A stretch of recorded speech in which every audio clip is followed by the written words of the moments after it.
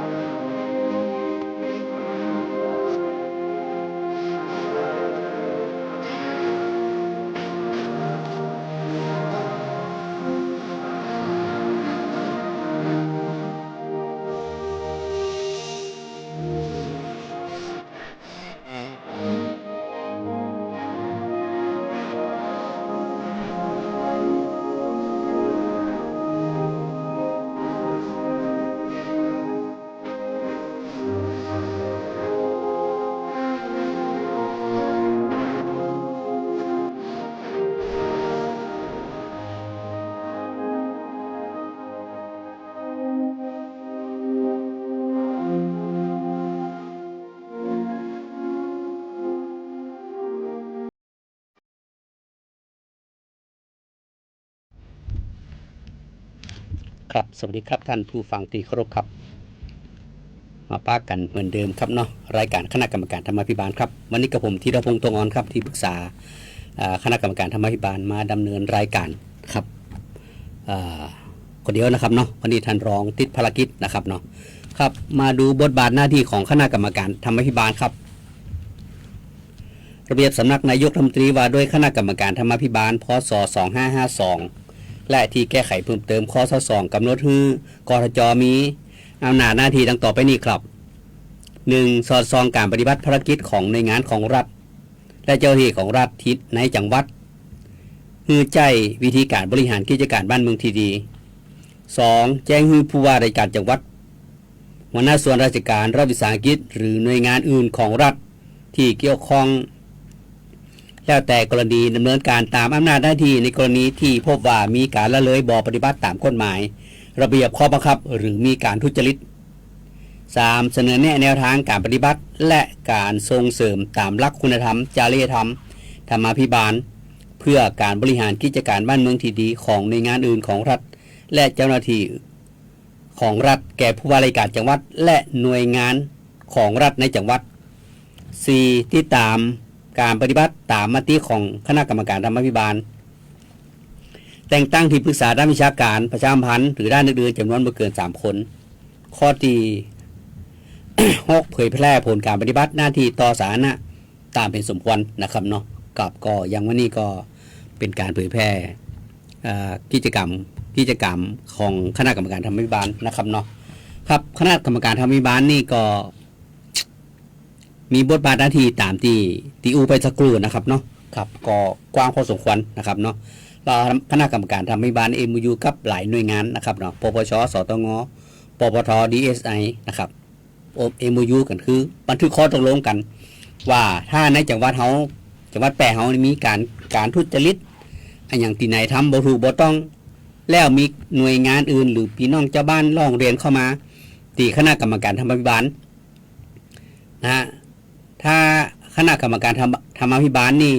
รับเป็นมติของคณะกรรมการโดยทั้งท่านผู้ตรวจสำนักนายกรัฐมนตรีก็จะลงมติแล้วก็มีหนังสือไปตีตั้งผู้ว่าแล้วก็ตั้งหน่วยมอบหนังสือตรงเนี้ยส่งหนังสือส่งเรื่องนี้ไปให้กับหน่วยงานที่เกี่ยวข้อง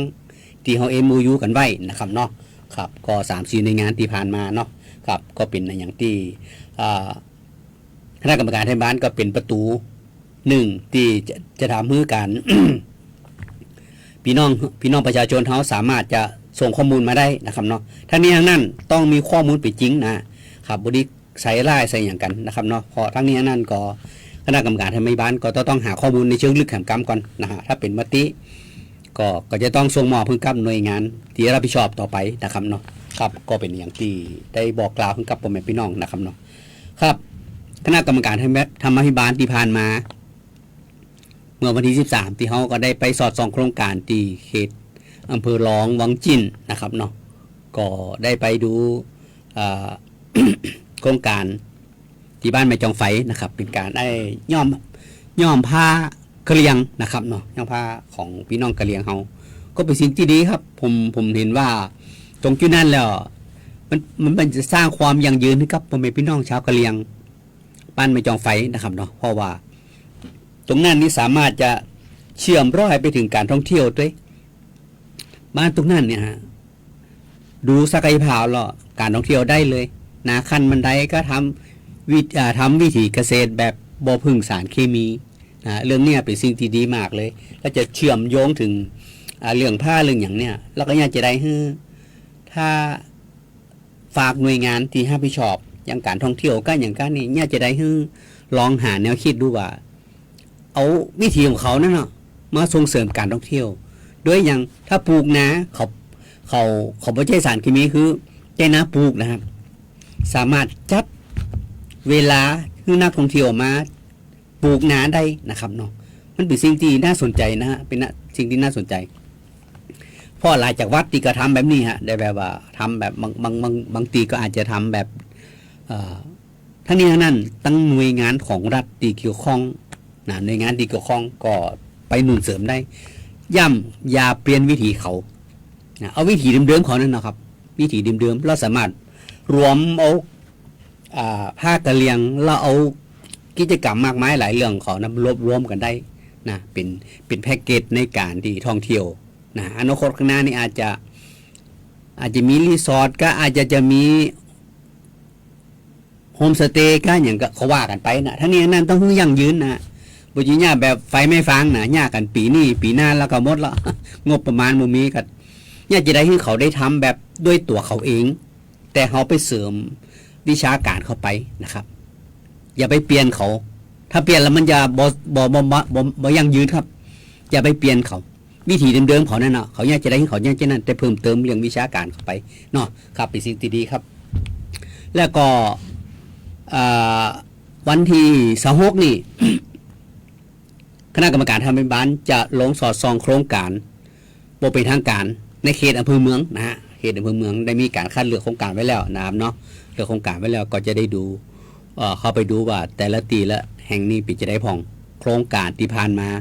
คุ้มค่ากับเม็ดเงินงบประมาณของพ่อแม่พี่น้องก็คุ้มค่าเม็ดเงินภาษีอากรของพ่อแม่พี่น้องครับเป็นภาษีของท่านนะ ภาษีของท่านหนึ่งในนั้นคือภาษีของท่านนะฉะนั้นแล้วท่านต้องช่วยกันพอตัวโครงการต่างๆที่เกิดขึ้นในหมู่บ้านของท่านใน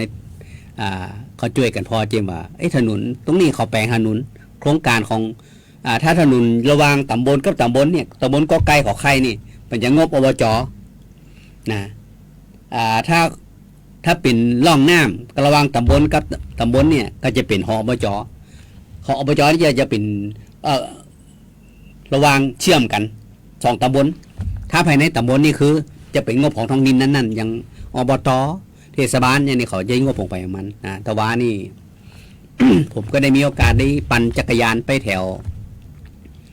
บ้านหนองแขมนะครับเนาะก็ไปเห็นอันเป็นโครงการขององค์การบริหารส่วนตำบลป่าแดงนะครับเป็นการทำถนนนะครับเนาะทำถนนไปเชื่อมระหว่างที่ข้างป่าจ้าบ้านหนองแขมไปเชื่อมกับบ้านหมูตรงนั่นเป็น บ่แน่ใจหมู่7หรือหมู่1นะผมไม่แน่ใจของการตำบลกาญจนานะถนนไปเชื่อมกันประมาณ200 กว่าเมตรนะถนนนะ200 กว่าเมตรนะผมได้ไปเห็นแล้วเขาท่าดีครับเนาะกำลังตะวันนี้ปรับพื้นที่อยู่เบื้องต้นนะฮะเป็นการปรับพื้นที่เบื้องต้นอยู่ปรับพื้นที่ถนนเกรดที่มันเบื้องต้นก่อนปรับเกาไม่ก็ตอกอย่างตีข้างตางนะครับเนาะแล้วหลังจากนี้เขาก็ต้องมีโบสอาร์ตอย่างต่อไปนะครับเนาะก็ทุกสิ่งทุกอย่างเป็นโครงการที่ย่ำครับเป็นภาษีอากรของไปพี่น้องช่วยกันพ่อกันแย่งเกมนะครับเนาะเพราะว่าบางสิ่งบางอย่างเขาส่วนใหญ่แล้วที่ผมฟังพ่อแม่พี่น้องได้ฟังผมนะเปิดกระบอกว่าทำอย่างท่านนั่นเนาะ ช่วยกันพออยู่นะเนาะเดี๋ยวกระโทรมาบอกว่าอันนั้นอันนี้ผมย้ำครับเบอร์โทรศัพท์ผมนี่เป็นตั้งไลน์โอโต้ไว้นะ061-595-5297เนี่ยเป็นถ้าท่านเมมไว้มันจะเป็นไลน์โอโต้ไว้เนาะเป็นไลน์โอโต้นะท่านสามารถจะส่งเป็นข้อมูลหรือเป็นอันรูปภาพอย่างได้นะครับเนาะครับก็หลายท่านหลายคนก็ตั้งใจตีใจบริการกันก็มามาเอ้ยกันก็บางเตียก็เป็นประโยชน์กับคณะกรรมการทำมีบานตัวเองนะครับเนาะเพราะว่าบางสิ่งบางอย่างนี่คณะกรรมการทำมีบานนี่ก็มีแค่10 กว่าคนบ่สามารถจะไปดูได้ทั้งหมดหรอกที่เขาไปซอโครงการนี่เพียงแต่ซูมไปนะฮะซูมไปเน้นโครงการที่ดูแล้วเงินจำนวนมากแล้วโครงการที่อบตไหนที่เขาบ่เคยไปเทศบาลไหนบ่เคยไปเขาก็พยายามจะไปกันไปให้ดูว่าแต่ท้องถิ่นต่างๆนี่ท่านใจงบประมาณมีความคุ้มค่ามากน้อยเพียงใดคือคุ้มค่ากับภาษีอากรของพ่อแม่พี่น้องก่อนอย่างทำนองนี้เนาะเพราะว่าคณะกรรมการทำอภิบาลนี่ก็จะดูเรื่องในการคุ้มค่าและทั้งนี้ทั้งนั้นก็ตามระเบียบปนวานะบอกว่าหน่วยงานของรัฐนี่ทำตามระเบียบข้อบังคับของระเบียบกฎหมายก็หรือมีการทุจริตก็ตรงนี้ก็เป็นส่วนหนึ่งที่เขาก็จะถ้าไปตรงสอดส่องโครงการแล้วมันจะถ้ามันมีร่องรอยก็จะถึงนะฮะมันจะถึงเนาะเพราะว่าบางสิ่งบางอย่างนี่วันก่อนทางตัวแทนปปชแปก็ท่านผอปปชแปก็มอบหมายให้เจ้าทีมาตัวนะฮะมาตัวก็เอาไปสอดส่องโครงการก็ได้นั่งได้มีการหมายความว่าเสวนากันในรถกันไปในนั่งตู้รถนั่งในรถตู้ก็มีการ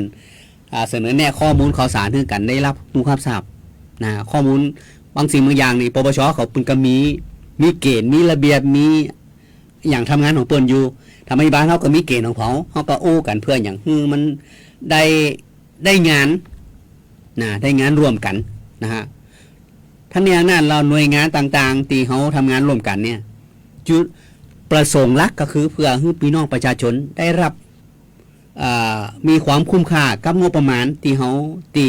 ตั้งหน่วยงานของรัฐตีเปิ่นลงไปทำโครงการต่างๆ เนาะบางสิ่งบางอย่างเขาก็ คือการอบรมมาอย่างทั้งหลายแลนี่บางครั้งเนี่ยนะฮะอบรมจัดอบรมมาอย่างทั้งหลายแลกว่าจะได้หู้ว่ามันคุ้มค่ามันต้องใจเวลาครับ อบรมวันนี้เราวัน2 วันนี่มันจะเห็นค่าเดีย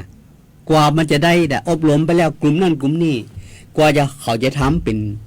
อาชีพได้ช่วยเหลือตัวเองอย่างค่าท้อเกลียงเนี่ยถ้าเขาจริงๆเขาทำมาระดับหนึ่งละถ้ามีงบประมาณเขาไปส่งเสริมที่นี่ ผมว่าความมั่นคงยั่งยืนของหมู่บ้านชุมชนก็จะแน่นหนาขึ้นนะฮะแน่นหนาขึ้นดีขึ้น ความไปอยู่ก็น่าจะดีขึ้นนะภาพประมาณพี่น้องที่เห็นว่าเขาอยากจะมีการแบบไปส่งเสริมสนับสนุนเปิ่นก็ไปซื้อผ้าทอกระเลียงอย่างมาเพราะว่าเป็นผ้าตรงนี้เป็นเอกลักษณ์ของเปิ่นเนาะเขาย้อมสีด้วยธรรมชาติใบซักก็ใบมีหลายอย่างนะครับวันนั้นผมหันแล้วมีใบหลายอย่าง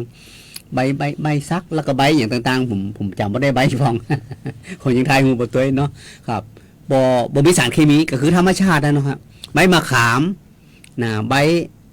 ที่หันวันนั้นใบซักนะเปิ่นจะต้มมะขามนี่ก็ต้มเอาแกนนั่นฮะแกนตรงไหนมันจะเป็นออกสีน้ำตาลเนาะเสื้อย่อออกมาก็จะเป็นสีน้ำตาลผมว่าดูดีนะฮะดูดีใส่แล้วมันคงจะหนุ่มดีนะฮะคงจะหนุ่มดีนะเพราะว่าถ้าธรรมชาติแล้วมันจะบ่เหมือนเคมีนะฮะเคมีมันจะกระด้างเนาะครับสังเกตเสื้ออย่างต่างๆถ้าย่อมจากเคมีมันจะกระด้างนะแล้วก็บางคนตีแพ้ง่ายอาจจะเป็นพื้นคันได้นะทั้งนี้ทั้งนั้นก็มันจะโยงถึงรักธรรมชาติของเขานะถ้าเขาอยู่แบบธรรมชาติมันก็จะทำให้ความเป็นอยู่เขาก็มีความสุขกันดีนะเนาะแต่ส่วนใหญ่แล้วที่ผ่านมานี่เคมีนักกันนะผมสังเกตขี่รถไปต่างต้นกลางนานี่ห้องทุ่งนานี่เหลืองอลามนะปกติสีงามนะ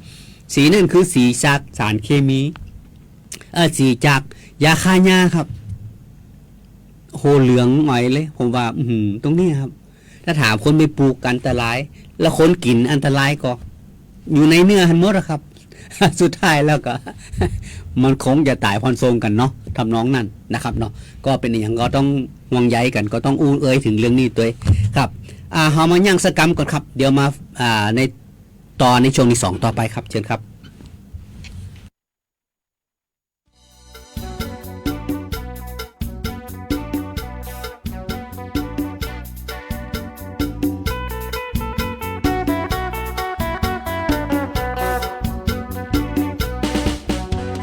ปากอย่าหาปันตายไปนึ่งเขาเหี่ยไป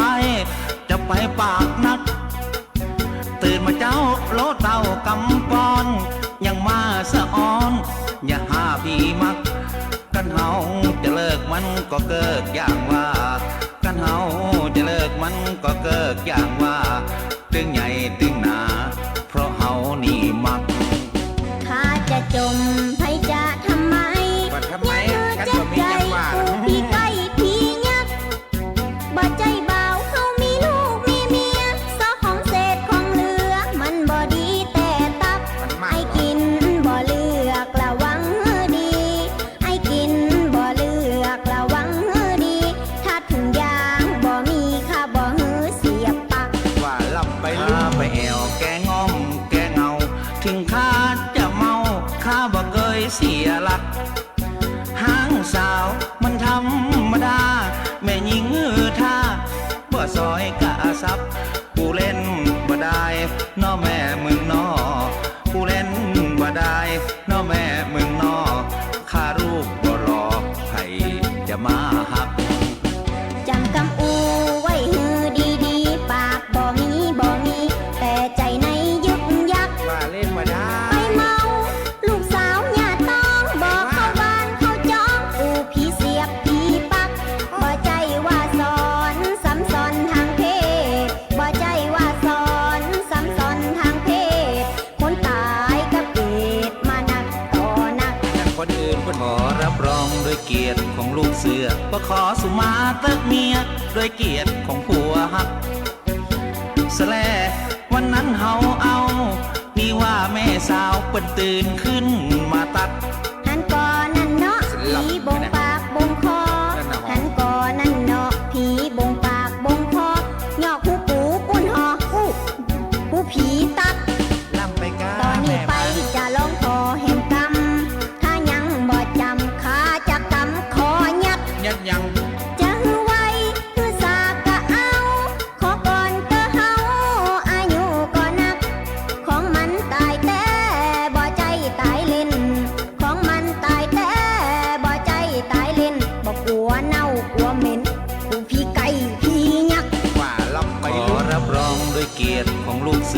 ก็ขอสุมาเติกเมียด้วยเกียรติของผัวฮักสแลวันนั้นเฮาเอานี่ว่าแม่สาวเปิ้นตื่นขึ้นมาตัก หันก่อนนั่นเนาะผีบงปากบงคอหันก่อนนั่นเนาะผีบงปากบงคอยอกหูปูปุ้นหอหูผีตักตอนนี้ไปจะลองพอแห่งกรรมถ้ายังบ่จำข้าจะกำคอยักจะหือไว้หือสากะเอาขอก่อนก็เฮาอายุก็นักของมันตายแต่บ่ใจตายเล่นของมันตายแต่บ่ใจตายเล่นบ่กลัวเน่ากลัวเหม็นกูพี่ไก่พี่ยัก ว่าลำไปลู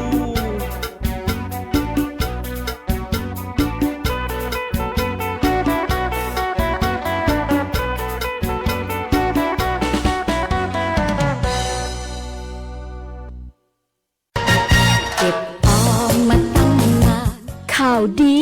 สำหรับคนอยากมีบ้านธนาคารอาคารสงเคราะห์มีสินเชื่อปลูกสร้างที่อยู่อาศัยบนที่ดินของตนเองอัตราดอกเบี้ยต่ำยื่นกู้ตั้งแต่ 3 มีนาคมถึง 30 ธันวาคม 2568 อนุมัติและทำนิติกรรมภายใน 30 ธันวาคม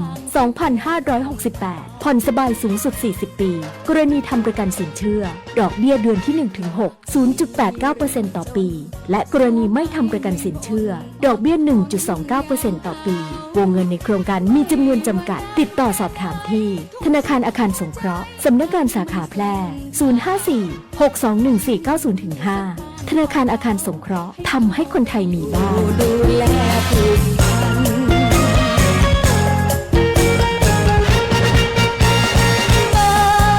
นโรงพยาบาลชุมชนการแพทย์แผนไทยและการแพทย์ทางเลือกองค์การบริหารส่วนจังหวัดแพร่เปิดให้บริการดูแลสุขภาพนวดพอกอกนวดรักษาแผนไทย90นาทีนวดแผนไทยนวดเท้าประคบร้อนบรรเทาอาการปวดเมื่อยคลายกล้ามเนื้อข้อเข่าสมุนไพรรักษาข้อฝืดข้อเข่าเสื่อมข้อนิ้วข้อเท้าลดอาการปวดด้วยสมุนไพรเปิดให้บริการในทุกวันจันทร์อบไอน้ำสมุนไพรรักษาระบบทางเดินหายใจ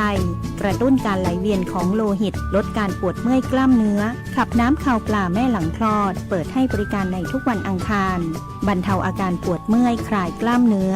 ผู้มาใช้บริการให้นำบัตรประจำตัวประชาชนมาด้วยทุกครั้งใช้สิทธิ์เบิกจ่ายตรงข้าราชการสิทธิ์ประกันสังคมหรือสิทธิ์บัตรทองในจังหวัดแพร่สิทธิรัฐวิสาหกิจหรือชำระเงินสดติดต่อจองคิวรับบริการเวลา 8:30 นาทีถึง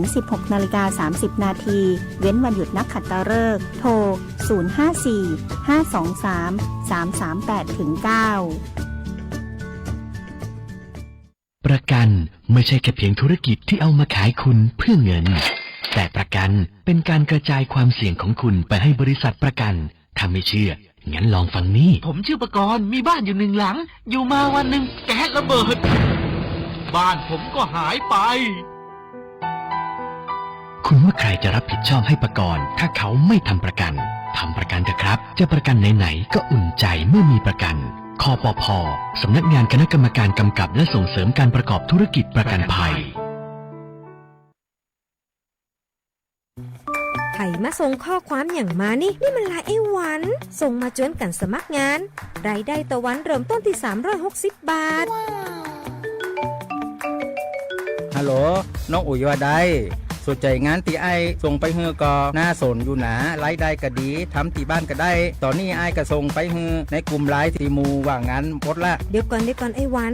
บริษัทอย่างตีไหนนี่น้องอ่านดูแล้วสีบ่หันมีข้อมูลอย่างสักอย่างเจือได้แต่ก็เจ้าว่าแล้วต้องถามแน่บ่ต้องเป็นห่วงปีอ่านพอละมีตากรมพัฒนาฝีมือแรงงานมั่นใจได้ชัวร์ถ้าสนใจก็โอนกาสมัครไปเฮือเปิดเลยเด้ออันเดี๋ยวน้องขอไปร้องพอดีๆกำก่อนเนอะตึงว่าแล้วโดนเพจปลอมจุ้งให้ละไอ้หวันสังเกตง่ายๆเพจแต่จื่อเพจต้องสะกดถูกและมีเครื่องหมายติ๊กถูกสีฟ้าตั้งหลังจื่อจำนวนผู้ติดตามนักหน้าตีสำคัญเปิ้นบ่มีนโยบายฮับงานไปทำตีบ้านนะเกือบไปแล้ว เตือนเลยนะคะว่า อย่าหลงเชื่ออะไรง่ายๆ และขอความร่วมมือไม่ส่งต่อ หรือแชร์ข้อมูลต่อ ในช่องทางสื่อสังคมออนไลน์ต่างๆ หากสงสัยติดต่อหน่วยงานนั้นโดยตรงมั่นใจปลอดภัยกว่าค่ะสักนิดคิดก่อนแชร์ ด้วยความปรารถนาดีจากสำนักงานประชาสัมพันธ์ที่ 3 กรมประชาสัมพันธ์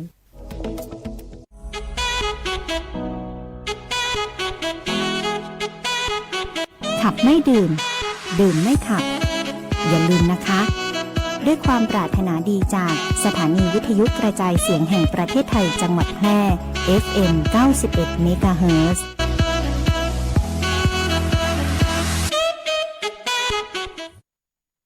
ครับผมในภาพที่2นะครับ ก็มาป้ากันเหมือนเดิมนะครับเนาะครับในวันที่ตะกี้ว่าที่26เขาจะสอดส่องโครงการยังบ่เป็นทางการในเขตอำเภอเมืองแปรนะครับเนาะแล้ววันที่1ท่านผู้ตรวจสำนักนายกรัฐมนตรีจะผู้ตรวจสำนักนายกรัฐมนตรีเขต16นี่เป็นประธานของคณะกรรมการธรรมบาล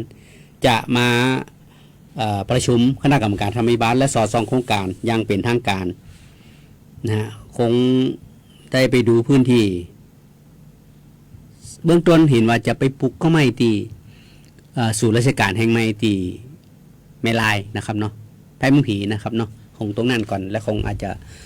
แวบไปที่อื่นเห็นก่อนนะครับเนาะครับก็บางสิ่งบางอย่างก็ยังศูนย์ราชการก็หลายฝ่ายก็เป็นห่วงครับ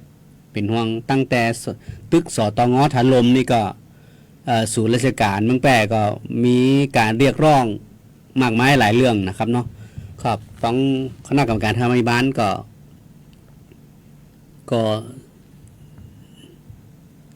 สนใจในเรื่องนี้อยู่แล้วนะฮะสนใจอยู่แล้วแต่ว่าทั้งนี้ทั้งนั้นก็ได้หารือกับทั้งรองภาคินแล้วก็ท่านผู้ตรวจก็คิดว่าคงจะไปดูว่าเป็นจะได้พ่องนะฮะทั้งนี้ทั้งนั้นนะฮะมันจะอนาคตไม่เป็นเรื่องของอนาคตนะตึก3-4 ชั้นเนี่ยถ้ามันทำตามสเปคตามออกตีแบบออกมานั่นน่ะมันคงไม่มีปัญหาอย่างเนาะแต่ถ้ามันตรงข้ามนะฮะหลายคนก็วิจารณ์ยังนักเลยนะผมนี่เจอยังนักเลยฮะถ้ามันเปลี่ยนไปนุคนที่ทำงานตรงนั้นน่ะ จะอยู่กันจะได้ผมก็ตอบบ่ได้เนาะตอบบ่ได้ว่ามันคืออย่างนะผมว่ามันทั้งนี้ทั้งนั้นมันอยู่ที่ทุกฝ่ายฮะทุกฝ่ายทำหน้าที่ดีหรือยังน่ะทำหน้าที่ดีหรือยังนี่เป็นเรื่องที่ผมเคยอู้มาตลอดนะว่าเพราะบอกว่าในครอบครัวเนี่ยอย่างกระจ่างทุกคนมีหน้าที่ของไปอย่างมันอยู่แล้วถามว่าทุกท่านทำหน้าที่ดีหรือยังถ้าไม่ได้ทำกลับไปทำเนี่ยแค่นั้นน่ะง่ายที่สุดครับเริ่มต้นแค่นี้ง่ายนิดเดียวแต่บางคนบอกว่ายากมากก็ยากมันมีเรื่องอะไรอย่างยากแล้วครับถ้าเขาอย่าทำนะถ้าเขาตั้งใจอย่าทำมันมีอย่างยากแล้วฮะครับคือเรื่องยังยากในเขาทำปุ๊บเดี๋ยวเขาหู้แล้วอ๋อถ้าบ่ลงมือทำเขาจะบ่หู้ว่าไอ้สิ่งที่เขาอย่าทำนั้นมันยากมันง่ายทำไปก่อนครับอย่างกระจ้างทำไปก่อนมันต้องหาวิธีการแก้ไขปัญหาเองนะ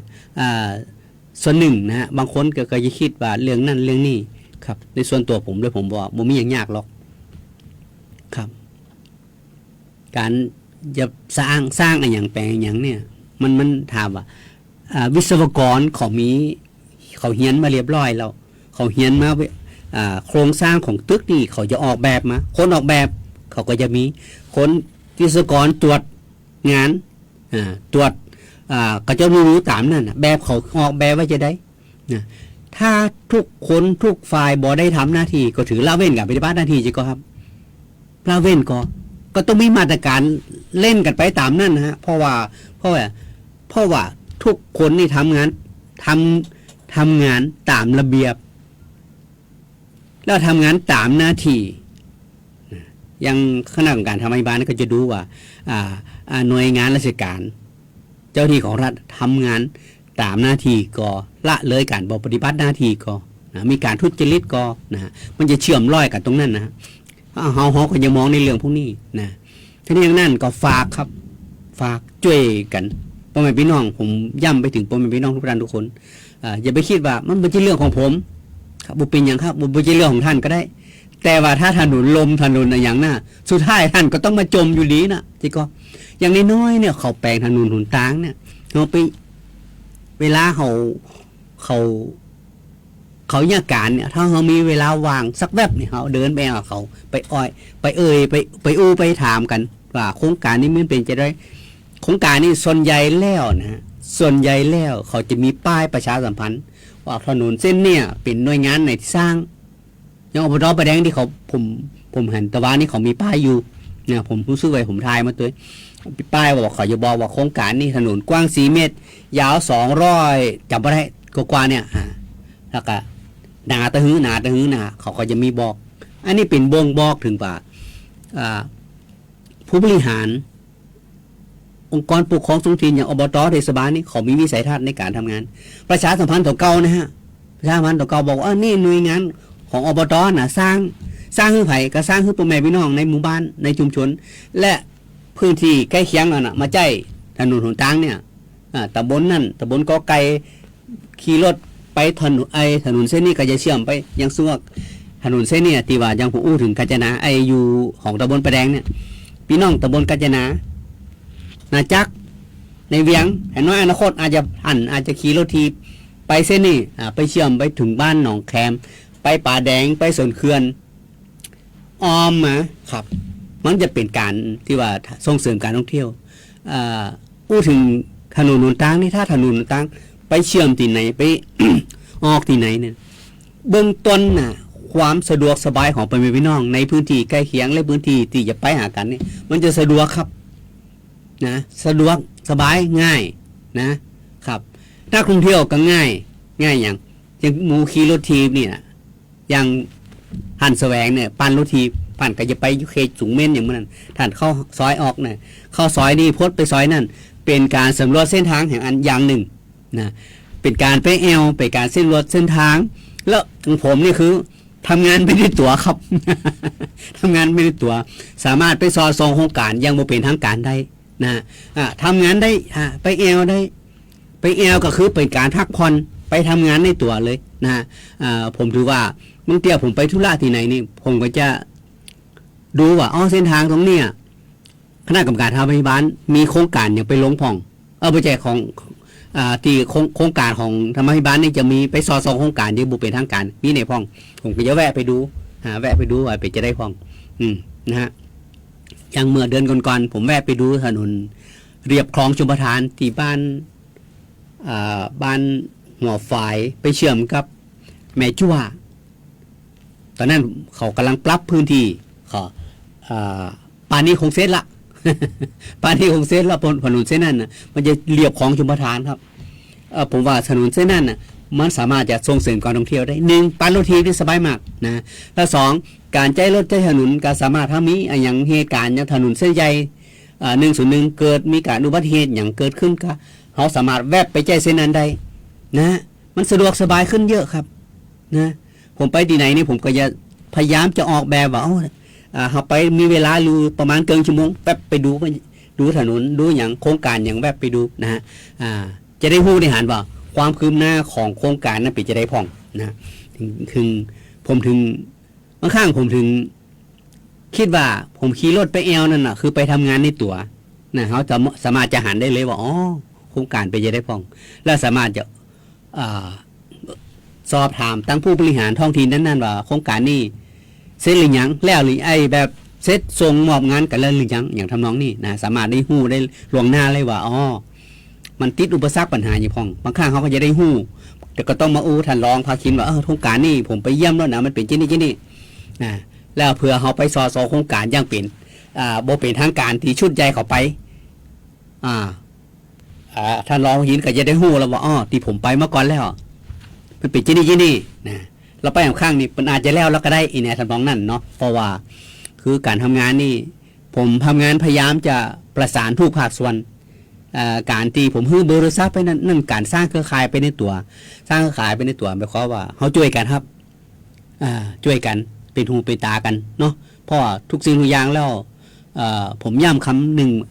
ย้ำคำเดิมว่างบประมาณ ตรงนั้นคือเป็นภาษีอากรของพ่อแม่พี่น้องในส่วนหนึ่งนะส่วนหนึ่งเป็นภาษีอากรของท่านช่วยกันดูแลเจมเนาะมันไม่ยากครับอย่างง่ายๆที่ผมอู้ไปเนาะ นะครับก็ฝากไว้นะครับเนาะวันที่หนึ่งนะฮะที่หนึ่งนี่ผู้ตรวจสำนักนายกจะมาสอดส่องโครงการเบื้องต้นทราบว่าจะไปปลูกต้นไม้ตีศูนย์ราชการแห่งใหม่ของเมืองแปรเฮาตีแพร่เมืองผีนะครับเนาะแล้วหลังจากนั้นก็ท่านอาจจะแวะไปดูโครงการอย่างแต่หลายโครงการที่เฮาเคยสอดส่องแต่สอดส่องไปครั้งแรกแต่ครั้งที่สองเฮาบ่ได้ไปอย่างถนนบนดอยหลังพระธาตุเจ้าแหเนี่ยสร้างเสร็จแล้วหนึ่งเขาก็อยากไปทำอยากจะไปดูว่าหลังจากสร้างเสร็จแล้วเป็นจะได้พ่องนะแล้วถนนไม่ใช่ถนนครับที่โครงการที่ป้องกันตลิ่งผนังกั้นน้ำของแม่น้ำยมที่น้ำโก้งเนี่ยวันก่อนนี่ผมเข้าไปดูละถนนมันสุดเนาะก็เห็นตั้งน่าจะเป็นโยธาธิการและผังเมืองจังหวัดแปรได้ไปถ่ายหูปแล้วเตรียมขึ้นป้ายแล้วบอกว่าอยู่ระหว่างการซ่อมแซมก็คงจะรอตั้งผู้รับจ้างพ่อปุญญาในเกณฑ์ที่2 ปีอยู่นะ2 ปีที่คือจะต้องรับประกันความชำรุดบกพร่องนะฮะก็คงจะฝากตั้งโยธาธิการและผังเมืองช่วยกำชับในเรื่องนี้จิมว่าถ้าเกิด2 ปีไม่ได้นะ2 ปีแล้วมันจะผู้รับจ้างก็จะงดเขตในการซ่อมแซมทั้งนี้ทั้งนั้นก็ตั้งฝากตั้งหน่วยงานที่รับผิดชอบในเรื่องนี้เนาะช่วยท่านเร่งรัดตั้งผู้รับจ้างมาซ่อมแซมจิมมันสุดไปตั้งแต่เริ่มสตาร์ทไปเริ่มสุดไปหมดเลยนะครับถนนสุดนะฮะผมก็เข้าไปดูแล้วพอดีบังเอิญวันนั้นไปเจอท่านคุณพี่เดี๋ยวก่อนผมจำชื่อผมได้ เพิ่นเป็นอดีตวิศวกรด้วยนะฮะบ้านไปอยู่บ้าน นำโก้งนี่ เพิ่นบอกว่าเพิ่นเคยเป็นวิศวกรอยู่กรุงเทพแล้วตอนนี้เป็นอายุเพิ่น70ละคือเกษียณมาแล้วเนาะกับผมก็เลยได้ไหนๆก็ได้โอ้ก็แล้วก็เลยถามว่าตรงนี้มันเป็นสุดนี่มันสาเหตุมาจากหยังเพิ่นก็บอกว่าน่าจะเป็นการบดอัดกอนะการบดอัดที่ขัดบดอัดครั้งแรกนะครับได้มาตรฐานกอนะฮะแล้วก็หลายคือเคสนี้1เคสละที่อู้ถึงเรื่องนี้นะบดอัดนี่นะก็หลายท่านหลายคนที่เป็นวิศวกรเป็นช่างรับเหมาต่างๆเพิ่นก็บอกว่าน่าจะเป็นการบดอัดมากกว่าผมก็เลยว่าอ๋อครับก็เป็นข้อมูลไว้นะฮะเป็นข้อมูลไว้ที่เขาจะต้องวันที่1คงได้นำเรียนตั้งท่านผู้ตรวจสำนักนายกรัฐมนตรีว่าโครงการที่ไหนที่ผมเข้าไปดูแล้วได้หารือกับท่านรองภาคีแล้วก็คงได้นำเสนอเปิ้นว่ามันเป็นจะได้พ่องความคืบหน้าคณะกรรมการธรรมาภิบาลจะฮู้ว่าโครงการต่างๆที่เกิดขึ้นในอบต.เทศบาลอบจ.จังหวัดนะโครงการทั้งหมดน่ะคณะกรรมการธรรมาภิบาลจะมีข้อมูลครับมีข้อมูลว่าโครงการนี่งบประมาณเท่าใดเรามีการสร้างไปแล้วยังหรือการยกเลิกโครงการไปนะ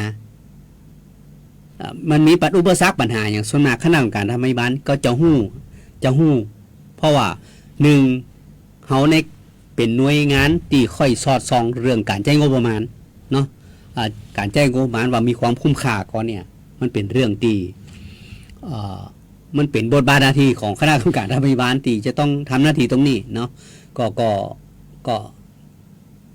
สรุปก็คือทำหน้าที่ของใครของมันนั่นเนาะ ทำหน้าที่ของใครของมันนะครับเนาะครับวันนี้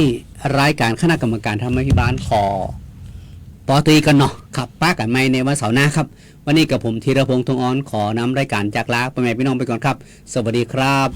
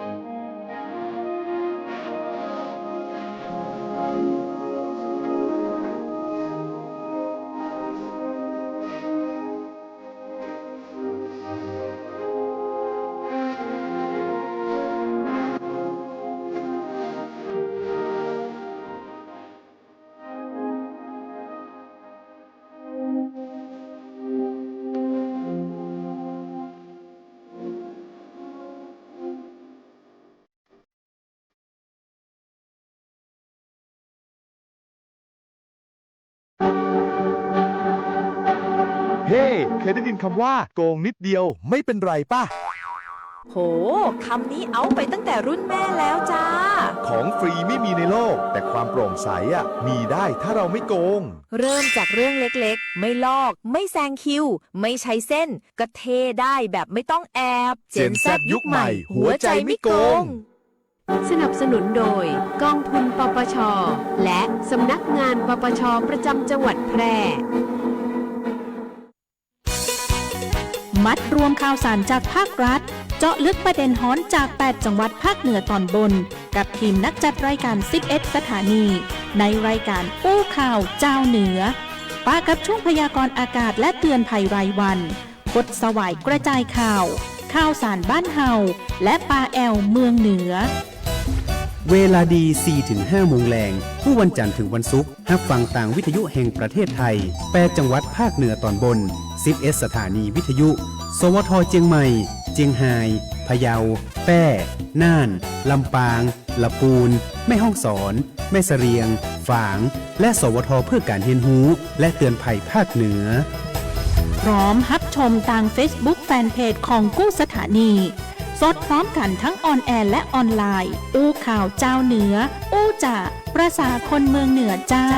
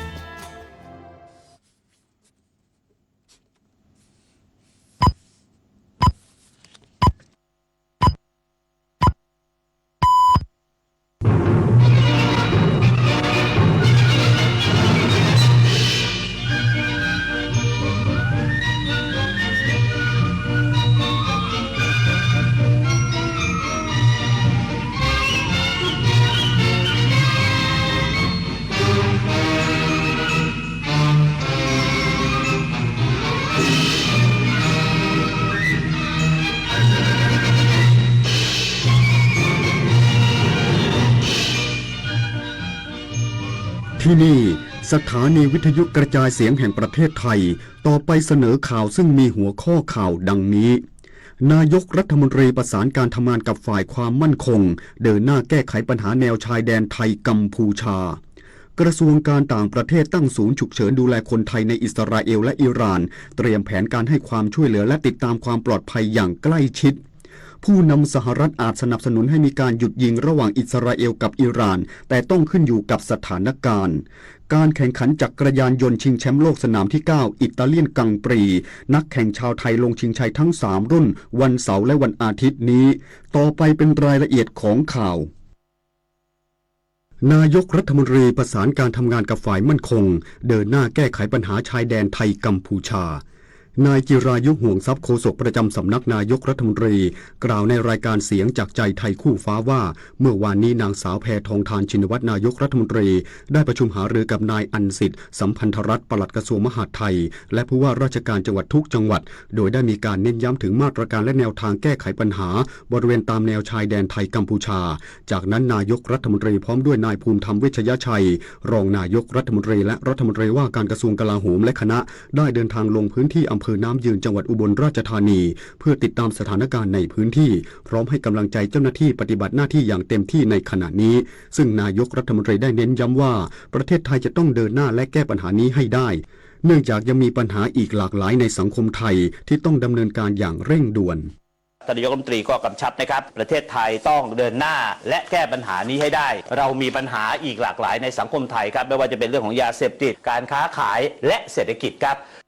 และภายหลังเสร็จสิ้นภารกิจการลงพื้นที่ฐานมรกตตำบลโดมประดิษฐ์อำเภอน้ำยืนจังหวัดอุบลราชธานีนางสาวแพทองธารชินวัตรนายกรัฐมนตรีได้โพสต์ข้อความผ่านโซเชียลมีเดียส่วนตัวเมื่อวานนี้ด้วยว่าจากที่ได้เดินทางมาเยี่ยมให้กำลังใจพี่น้องกำลังพลที่ปฏิบัติหน้าที่ในพื้นที่ชายแดนได้เห็นถึงความเข้มแข็งทุ่มเทและความเสียสละของทุกคนที่ร่วมกันทำหน้าที่ปกป้องอธิปไตยของประเทศชาติด้วยหัวใจที่แน่วแน่